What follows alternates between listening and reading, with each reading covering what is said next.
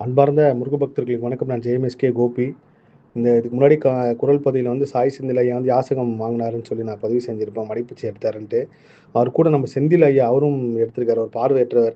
இந்த உலகத்தில் வந்து நீங்கள் ஒரு விஷயம் உங்களை விட்டு இழக்கிறீங்க அப்படின்னா அதுக்கு சமமான ஒரு சக்தி உங்களுக்கு கிடைக்கும். கண் பார்வை சம்மந்தமாக எனக்கு ஒரு பிரச்சனை வருதுன்னா அது ஒரு தேர்ட் டே மெடிடேஷனில் ஒரு விஷயம் கிடைச்சதுனால ஒரு விஷயம் போகுது. அதுமாரி ஓதுவார் பிரியாவதனா வந்து அவங்களுக்கு பார்வை இல்லை. ஆனால் அவங்க முருகப்பெருமானை பார்த்தேன், உணர்ந்தேன், தொட்டன்றப்போ அது இயற்கையில் அவங்களுக்கு கிடைக்கக்கூடிய சக்தி.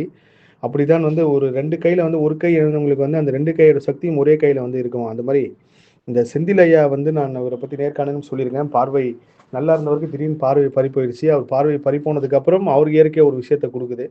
அந்த விஷயம் மூலியமா இன்னைக்கு நெறைய பேரு வாழ்க்கைய வந்து ஏதோ ஒரு வகையில மாத்திட்டு இருக்காருன்றது பெரிய உண்மை. ஸோ இவங்கலாம் வந்து யாசகம் எடுக்கணுன்ற அவசியம் கிடையாது. ஏதோ ஒரு காரணம், கருவியா இறைவன் வந்து இவங்கள தேர்ந்தெடுத்து யாரோட தலையெழுத்தையும் மாத்துறதுக்கு அனுப்பிச்சிருக்காருன்னு தான் நான் சொல்லணும்.